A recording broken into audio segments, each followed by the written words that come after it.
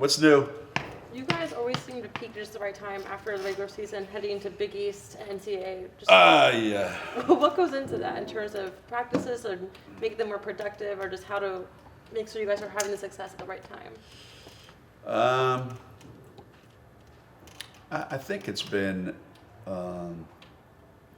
having, the last couple of years, there's been a lot of emphasis, a lot of attention to the fact that we don't have a full roster. We're going into the tournament with only 6 players sometimes. It's going to be really, really hard. 3 games in 3 days. How are we going to handle it? Then we go there last year and we lose the lead after halfway through the first game. How are we going to handle it? So there was always these tests and these challenges going into the tournament that were separate from the actual who we playing. And I think that maybe, put you on higher alert. You got to be more. So there was never a time where we went out there feeling like, yeah, we got this, no problem. It was always, we got to be really, really good. We have no margin for error. I think that contributes a lot to it. And so I hope we can still maintain that kind of sense of urgency. And I guess too, when, knock on wood, when you're used to winning, it kind of gives you some confidence going in that, how many teams have won the Big East tournament in our league? Us. And so, even when D was here, it was harder to win the tournament than win the national championship. Because sometimes, it just wasn't your night, Even when Stewie was here, same thing. So it's never a given. You still have to go out there and win it. So all you can do is go there with the right attitude, the right mindset.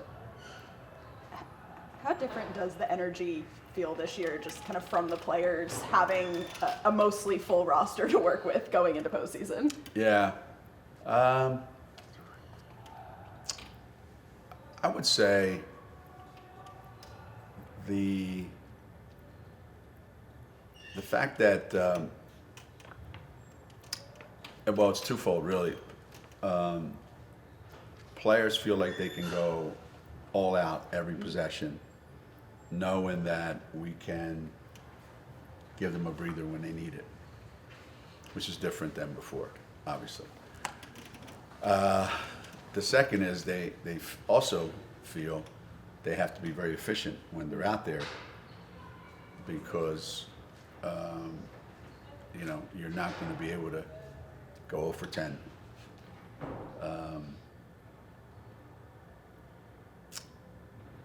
I think those two things, we can do more things defensively than we could, so that's helped. Because anytime you can play more aggressively, more full court stuff, that adds to all that. So hopefully we can keep doing that. That's been a big help, huge help, and we have more scorers than we had, and so that's given everybody a lot of confidence, and it's taken some of the pressure off of, like Paige was saying at the end of last season, we get into the tournaments, I have to get 30 every night because that's what we need. And not that we don't need it now, but there isn't that same sense of urgency. So it's a confidence thing too.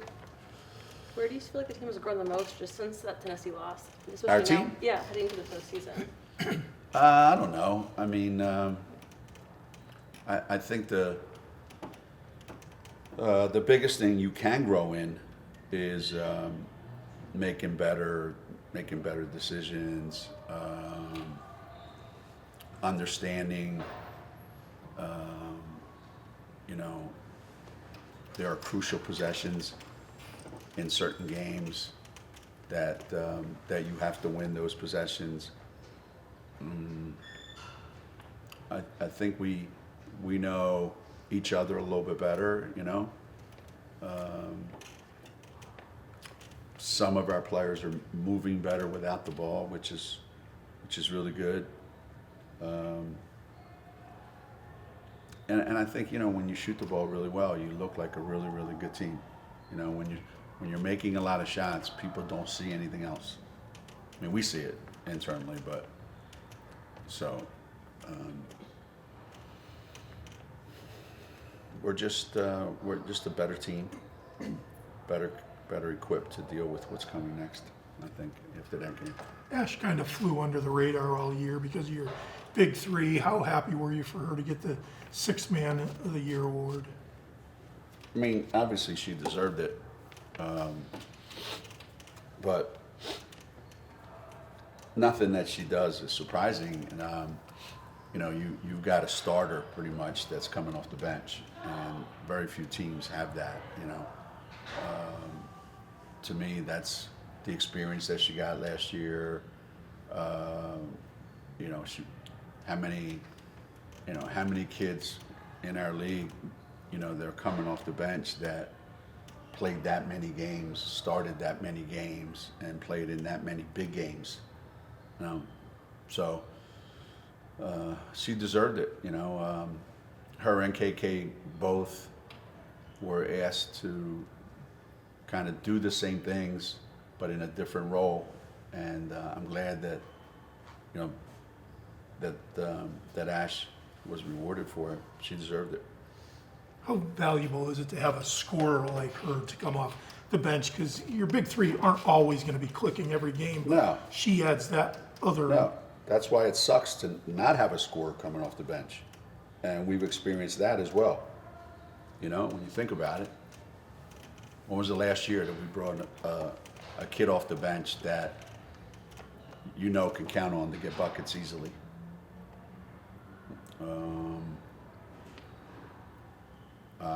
I don't remember.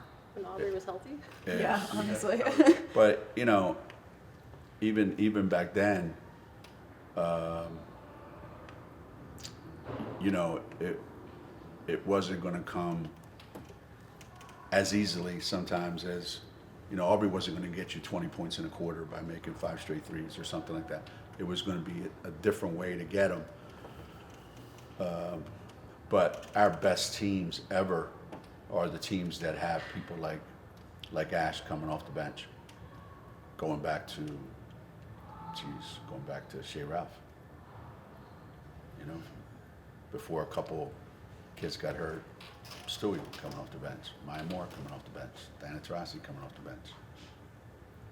You know, Svetlana Abramovich coming off the bench. I mean, we're talking about legendary players. So when you can do that, Asia Jones, you gotta be kidding me, right? So when you've got that, you've got something nobody else has. And we haven't had that weapon here in a couple of years. And she's not just a three-point shooter. Her mid-game is really Yeah, strong. yeah, she's got a good mid-range game. I wish she would finish more I wish she would get to the rim more often, you know. So that's probably the next step for her. But yeah, she's, you know, and I lumped the two of them together when she and KK come in the game. They change the way the game's being played, and that's what you want. Like, you don't want somebody to come in off the bench and go, hey, listen, just go in there, hold down the fort until the starters come back. That doesn't do anything for you.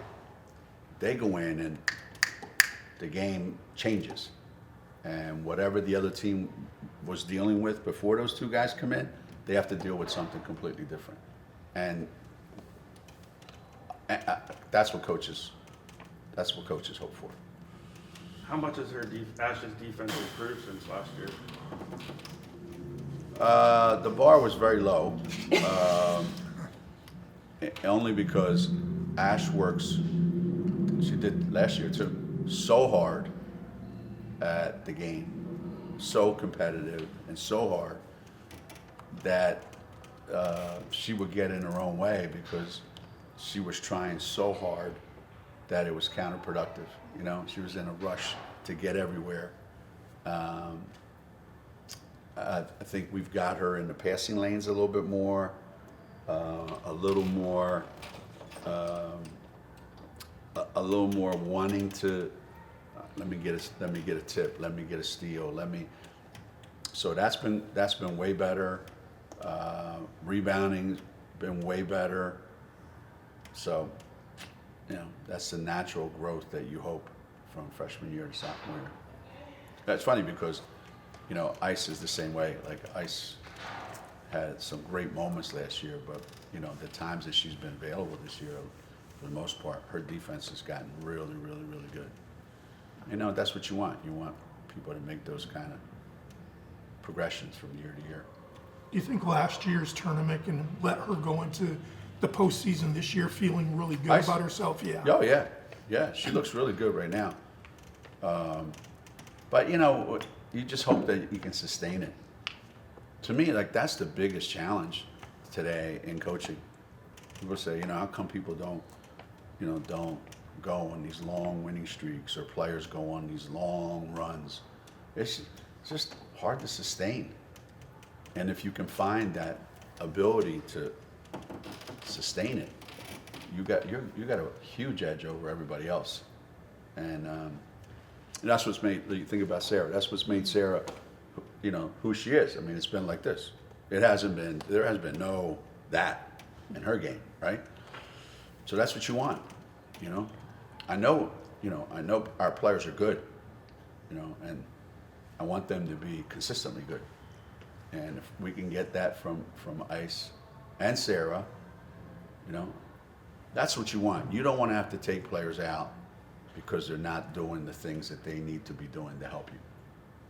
You want to take them out because they need a breather and then they're going to get right back in. So right now, Ice is in a good place. Is that physical or mental, the ability to just It's all mental. not drop? It's all mental. It is. It's all mental.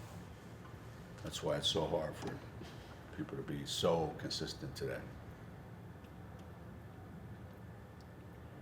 Because, like, you know, Yogi said 90% of this game is half mental. Can Ice have an offensive impact, or you just hope that she gives you that Well, defense? you know, it depends. I shot 2 shots since she's been back, and both of them look like I can't wait to shoot them, and they both look like they're going in. Whereas she spent a month and a half going, I don't want to shoot this, and when I do shoot it, I know it ain't going in. So, you know, I know she had a bad shoulder, but I don't think when they were doing rehab on her shoulder, they put a magic chip in there that makes her shoot better. It's just all of a sudden mentally, you just think it's going in. So I'm telling you, the whole thing, you know, postseason play, tournament, a Big East tournament, conference tournament, NCAA tournament, where it's got nothing to do with how good you are physically.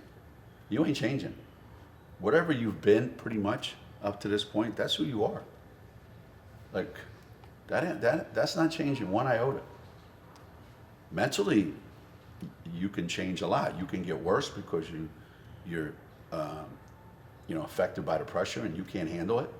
And then you change as a player because you start to put, you know, a different emphasis on the games. Or you get better because you understand the pressure, you've prepared for it, and you're so confident that, you know, you play your best basketball in the postseason. Because you look at, and you go, from November to now, man, I've worked really, really hard, so this is my reward. But you're not getting any better physically. Nope. Whatever your warts were going in, you still have those. Whatever your strengths were going in, you still have those. And the teams that can mentally gear themselves up and stay in that consistent zone, and that's all mental. That's all it is. Kind of on that, I mean, Paige has played her best basketball in March most of her career. I mean, just what is it that you feel like she kind of unlocks this time of year? Yeah, I think with players like that, with players like Paige, They, again, I kept, with Paige, I keep using the word delusional because every single time she's on the floor, she thinks I'm like one step away from playing the perfect game. And when you get to the playoffs, that doesn't change one bit. And if you're thinking like that, and the other guys you're playing against are not, now it just, during the regular season, if you're thinking like that and they're thinking like that, you're a little bit better than they are. All of a sudden you get into the tournament and you're thinking like that and they drop because they're not quite sure. That used to happen back in the day when we played. We'd get into the tournament and our guys would take one look, their guys would take one look at our guys and they could tell we ain't winning today. And all of a sudden they play less than they are. So Paige, she takes whatever she has during the regular season and brings it to the postseason. And I just think that's a rare trait to have. But who were we talking recently about? I'll give you an example. Paige happened to be sitting there, and we were talking about Jenna. Jenna was there, and I said, if you could be like automatic, like if we throw it to you and we know automatically when you catch it, like in the arc right here, you're gonna get a bucket. We would throw it to you all the time. And Jenna goes, no, you would still yell at me. You would still be mad at me, even if I said, why would I? Why would I be mad at somebody that's automatic? Paige goes, you yell at me, and I'm automatic. I said, at what? She goes, everything. See, so when you talk like that, and maybe you believe that, that's an issue, but it helps you in the playoffs. It helps you in the playoffs. I'm automatic at what? Everything. Jesus, Mary and Joseph. It seems like people have wanted to analyze or define her legacy, even going back to when she was like an underclassman. Oh, yeah. Like player of the year, face of NIL, and then it became like, well, is she going to win a title though? Yeah. So how much do you think about like to what degree winning a title would change how she's able to look back on her years in this program? Is it unfair to, considering all she's accomplished, all she's overcome? There's a lot packed into her college basketball experience. Yeah, there is.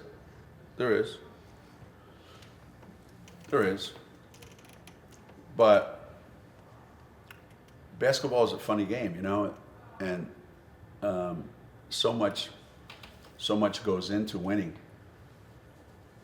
The game is so much out of your control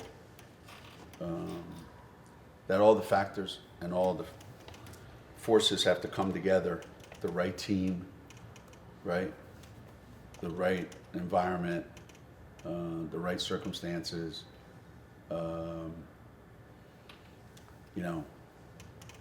We've had teams that maybe could have won it and didn't, and we've had teams that no one thought we could win it and won it.